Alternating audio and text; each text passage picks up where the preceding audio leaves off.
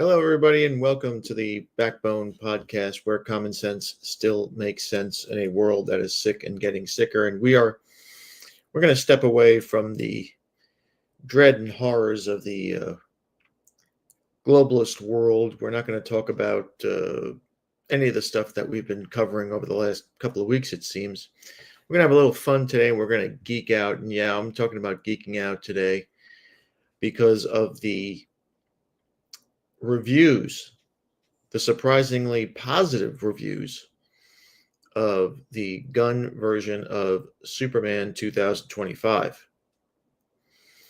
A 30-minute,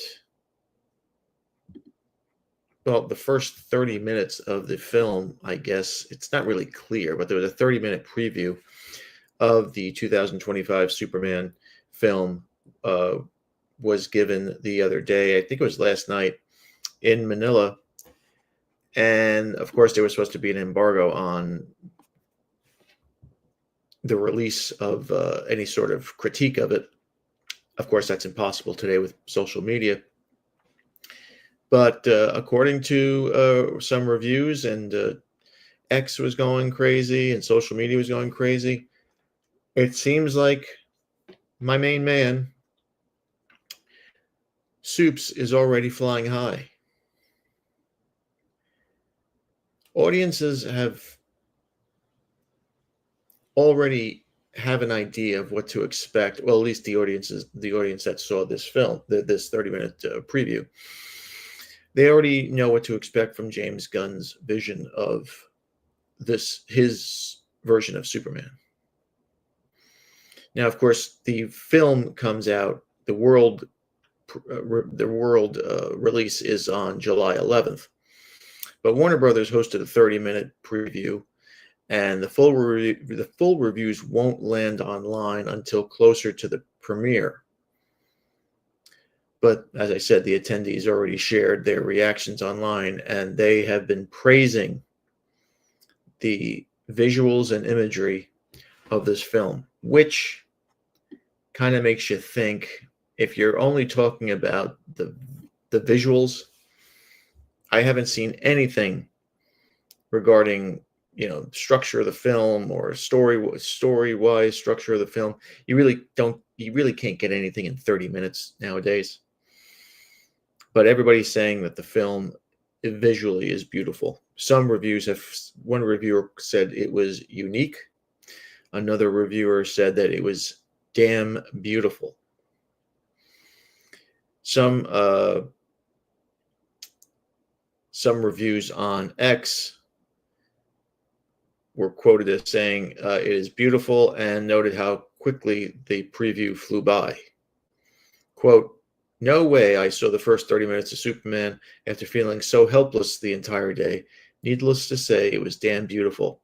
Time absolutely flew by, and Superman himself and the cast was right in front of me looking up." So I guess the whole cast was there for this preview. Now, I have to say, I've been a Superman fan since I was a little boy. I remember the Christopher Reeves Superman films, and the first two were, to me, unbelievable. I think they're still the two best Superman films that have come out in recent memory. But Superman as a character, although he is the best superhero in my estimation, he's very difficult to put on film. His comics, in the comics and in animation, he's a total badass. Yes, he has his values. Yes, he's honest to a fault. And like most DC characters, I think all DC characters, he doesn't kill people. The Marvel universe is a little different, of course. A lot different if you look at guys like Deadpool and Wolverine. But he's basically the Boy Scout with superpowers, the most powerful Boy Scout in the universe. And that is, and especially in this day and age, it's very hard to keep audiences engaged when you have such limitations. Like not really kicking people's asses when you can. not losing your cool when you should, or not when you should, but when it seems acceptable. Now there have been other Superman films. The Christopher Reeve films really took a dive after Superman 3, 4 and 5, I think. One of the worst of them all was, of course, Superman Returns. Now, Superman Returns, of course, has a very, how should I say, dubious history. There was a great documentary by a guy, and damn it, I forget the name of it. It was the guy did a whole documentary where he went around and he interviewed everybody under the sun that was involved in a Superman Lives production that never came about. It was supposed to be directed by Tim Burton. It was originally written by Kevin Smith. And the reason why this documentary came to light, and I got to look it up now because it's going to drive me crazy.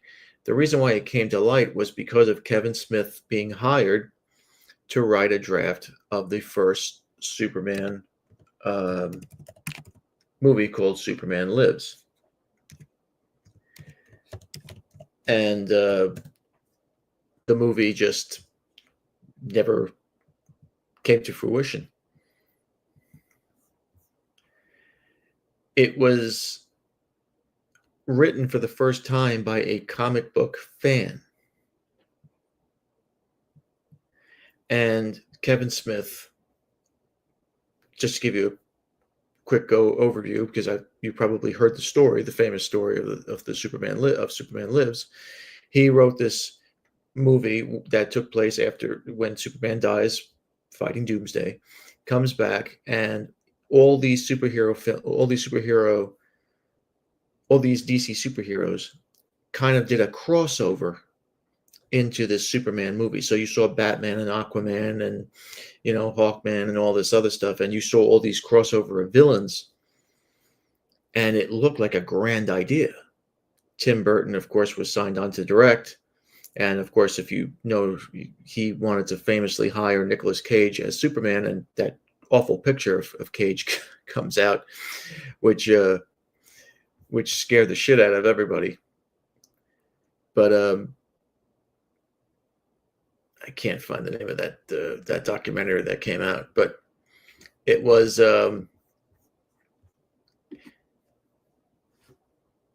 it was a movie that could have been great had it been released.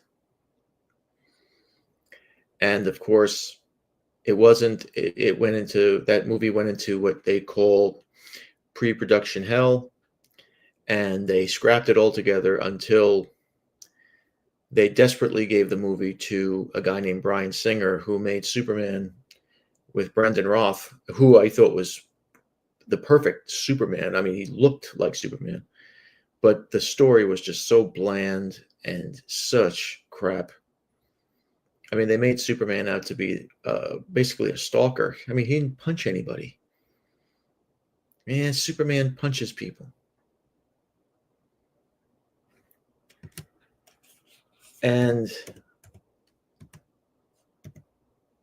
it looked like it would be the end of Superman Forever.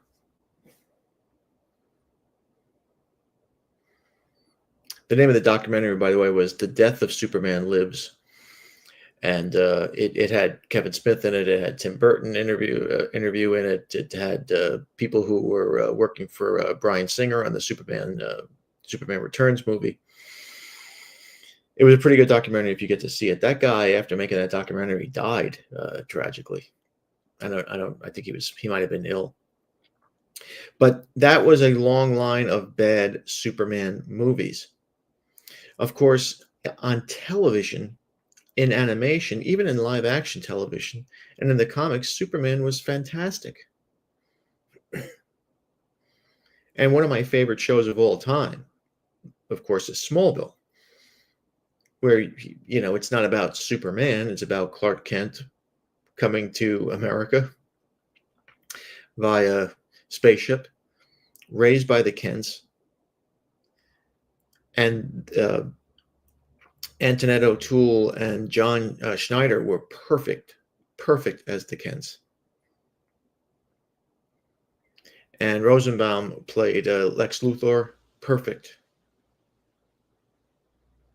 I mean, the cast was just wonderful. The only person that I really didn't fall in love with in that movie, Lana Lang, was fantastic. Even the chick that she wasn't really a character from canon, but she played Chloe in the. She was like the girl, she was like an investigative reporter. She ended up in real life being arrested for being involved in a sex cult, but that's another story. Everybody in that movie was cast perfectly, except for the Lois Lane character. I think her name was Durance, or something like Lauren Durance, something like that. She was trying to be way too bitchy. And I think that's the downfall of the Lois Lane characters, that these modern women, these modern writers and actors, they try to make her out to be, instead of this investigative reporter, they try to make her out to be this bitch that just sticks her nose in places that don't belong and doesn't really get into trouble because she's too tough. She's almost tougher than Superman himself, which is ridiculous. Margot Kidder was a great Lois Lane because she was, even though it's technically Metropolis, she had a very New York attitude to her. You know, she was a woman and she was weak and she was like, oh my God, what's going on here? But she was still a reporter. She was a hard-nosed street reporter who always asked questions, who always got herself into trouble. But when the time came when she was going to die, guess who came to rescue her?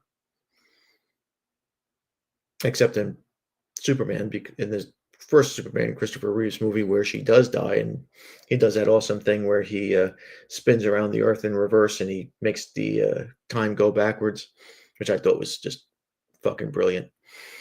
And of course, she comes back to life. She doesn't know what's going on. But the animation and the TV Superman and the comic book Superman versions of the character were always brilliant, except, of course, for the Lois and Clark Superman show, which was on mercifully for like 3.5 seasons. And then it just went away. Thank glory be to Jesus, because they made Superman out to be, or Clark Kent Superman out to be, such a cuck in that show. And I'm going to do a show on that right before. I'm going to do a couple of podcasts on my reviews of the different Superman's TV shows and films next week. I'm going to try to dedicate next week all to Superman, unless things go crazy around the world, which they probably will. But getting back to this one, it seems that this film has people excited, and it has me excited, because when I saw that trailer, that was just kind of awful, I thought, this James Gunn has destroyed my guy.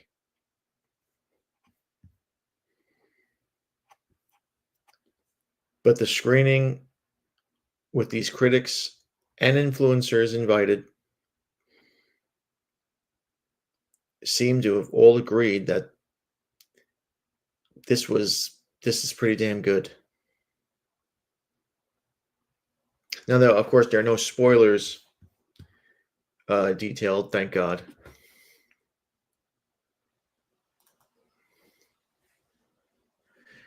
But it just seems that everybody's talking about the visuals of this film being spectacular.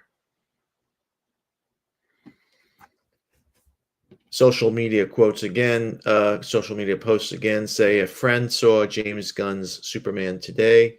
He said that it's a 180 degree from Zack Snyder's version. He told me a lot of things, probably too much. He said the trailer has been a bit of a misdirect, but the most important thing is he really, really liked it. And there are other posts saying, I hear Superman is good. Superman's been described as live action. Now this is where I like the news. All right, so everything DCU, which I have here on the in the background here, It's a very good site if you're a comic fan or a DC fan. I would go to it. They posted Superman has been described as a live action episode of Superman the Animated Series. It's very Silver Age. It's got a lot of those sci fi tropes. It's big in spectacle, drama, and laughs, big in its heart. Very earnest film. Okay. If you're telling me that this is going to be a Superman, that it's been inspired and they're going to take bits and pieces of the animated series, especially from the Silver Age, I'm more confident that this movie's going to be great. If you were going to make it a modern day Superman in 2025, where he gets bossed around by some boss bitch, where he gets his ass kicked and he has to be saved by some, uh, you know, transgender black Jewish superhero because Superman can't, defend himself and save himself, then I'm kind of like, oh shit, here we go again. But if this is really Silver Age-ish Superman, this is going to be a great film.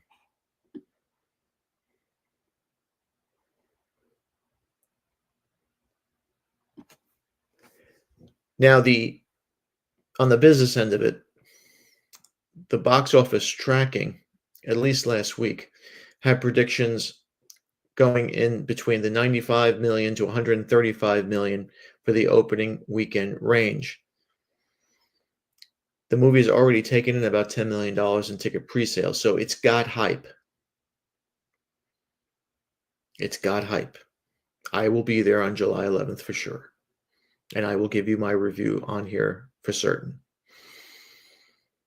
Now, this Superman version, this DC reboot, stars David Corenswet as Clark Kent / Man of Steel, Rachel Brosnahan as Lois Lane, Nicholas Hoult as Lex Luthor, who I just think that they miscast Lex Luthor again.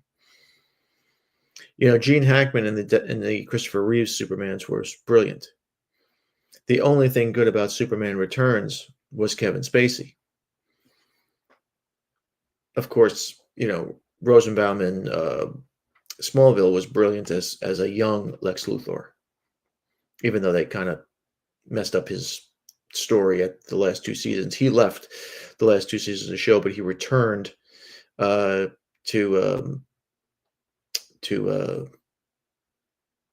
show how Lex Luthor becomes the evil mad genius that he is. And of course, they have Hawk Girl and Mr. Terrific and Metamorpho. I mean, it looks pretty damn good. Eve Tessmacher is going to be there. They have Pruitt Taylor Vince, who is a pretty good actor, playing Mom Pa Kent. Neva Howell will play Ma Kent. And Millie Alcox will be Supergirl. That has been confirmed, as she will be in the Woman of Tomorrow movie, which is almost set to go. So far, so good. But, of course, this was only a 30-minute preview. And we're only talking about the visuals here. No one has said anything about the story, if it gripped them, if it was exciting. One guy did say the 30 minutes went by fast, but that could be because they just cut the film very fast.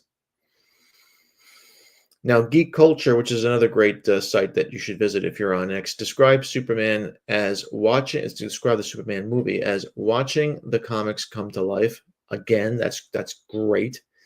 Noting the film's vibrant colors and masterfully crafted sequences. Okay, so now we got into story structure now, because the problem with the film, especially after the trailer came out,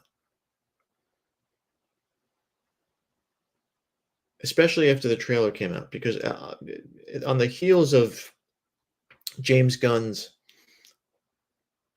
controversial moment in the Superman trailer, which the director admitted was not a finished shot. And he said, and this is what really got me down. He said, and I quote, "It kind of got by me," which led me to believe that he wasn't really paying attention, or this isn't that important to him. The visuals and the special effects did not look all that great. Now, I could care less about special effects. I want story. But then again, I'm an older guy than most of you watching. But according to these reviews, the movie has a stunning visual, and the consensus ahead of this debut, it not only will boost ticket sales, but it will give confidence to Gunn for the upcoming projects that are coming up in that might be coming up in the DC universe. Because the big question leading up to DC Studios' Superman was how the film's visuals would look. The character's long legacy in both the movies and the comics, with the gravity-defying flights, had fans curious. The suit had fans curious.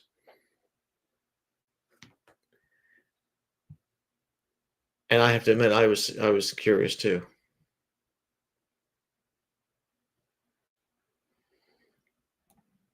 According to a lot of reports that we've seen throughout the year leading up to this, Metropolis will be a place inhabited and populated by plenty of metahumans and plenty of monsters, and the film is set to try to engage every single one of them.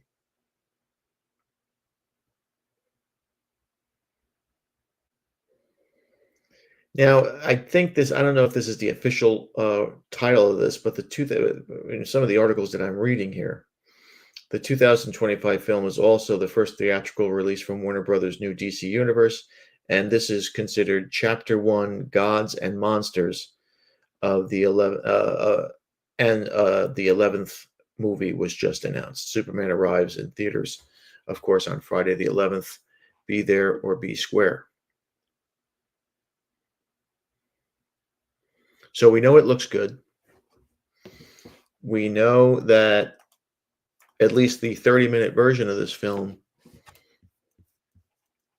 was exciting enough that it went by very, very fast.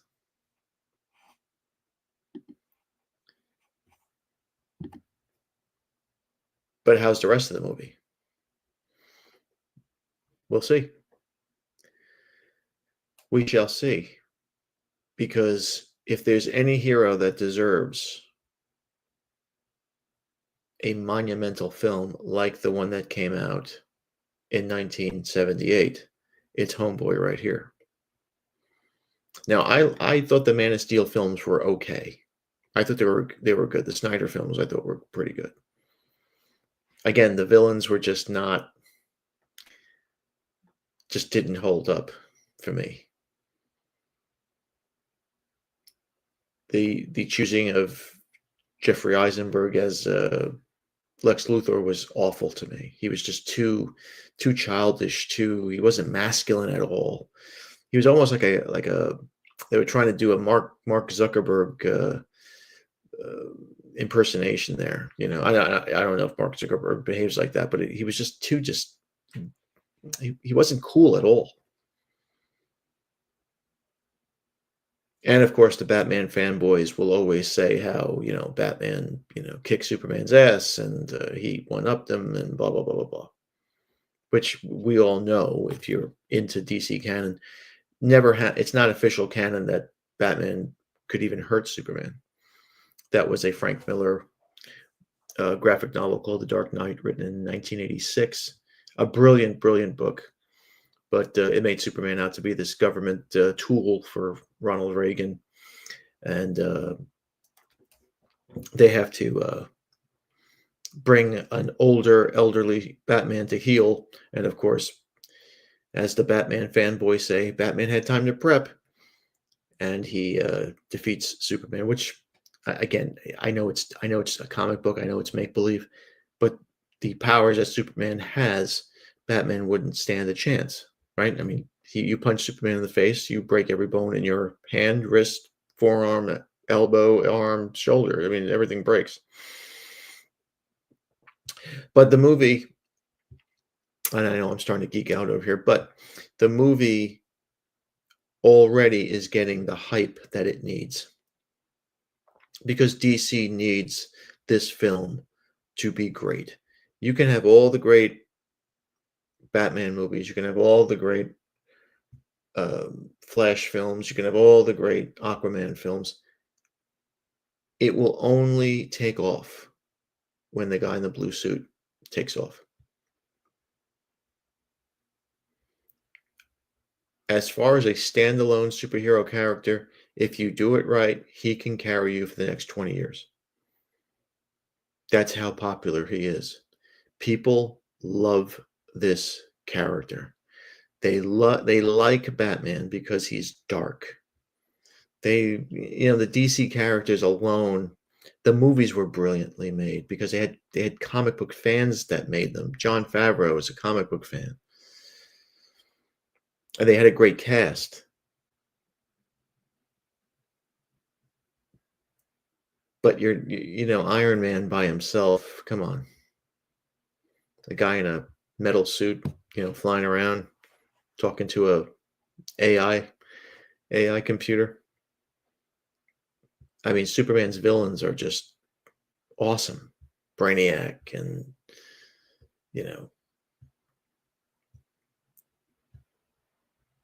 Mr. What the hell was his name? The little midget who, Mr. Plixelix or something like that. I forget now. But I don't know if these guys are all going to come in to this film because there's supposed to be so many metahumans and monsters that are going to be here and possibly aliens. But I know the trailer scared a lot of people off. A lot of people cringed when they saw Krypto save him when he fell from the sky into presumably right outside the Fortress of Solitude. And I was getting messages from fans saying, oh, there we go again, another shitty Superman film. I was very, very surprised, very, very pleased to see that this review came out the way it did. So hopefully in 2 weeks we'll have a great review. But I'm going to try next week to dedicate a couple of these podcast shows to the Man of Steel himself. I'd like to do a review of the first two Supermans, the history behind it. Of course, the great Mario Puzo wrote the original script, and Warner Brothers wasn't in love with it. They said it was just too campy, and he didn't really take it seriously. He just took $1 million of their money and ran away. But I'm glad to see that this is more of a Silver Age Superman animated series. I was hoping that they would try to go back to the Fleischman era Superman. I know that those are from like the late 40s, early 50s. But those were brilliant animated, and those were brilliant cartoons, animated series.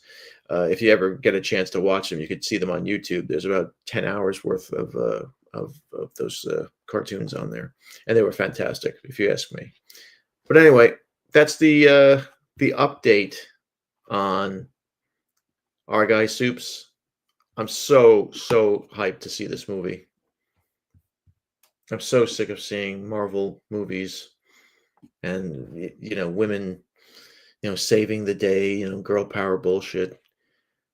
And Batman is just so burnt out for me. It's the same shit all the time. This guy Robert Pattinson, he was okay, and I thought it was really, really cool what they did with the Riddler.